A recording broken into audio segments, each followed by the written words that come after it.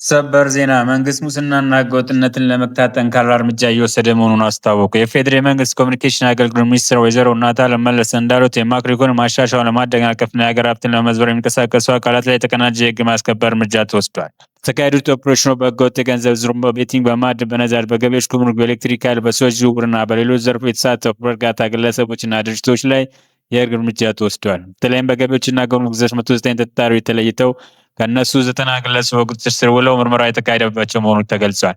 መንግስት ሙስና፣ ሌብነት ለማጥፋት ዘመናዊ አሰራር ስርዓቶችን በመዘርጋትና የህግ የበላይነትን በማስከበር ቁርጠኛ መሆኑን አረጋግጦ ህዝብ ህገወጥ ድርጊቶችን ማጋለጥና ከህገወጦች ጋር ባለመተባበር የራሱን ኃላፊነት እንዲወጣ ጥሪ አቅርቧል።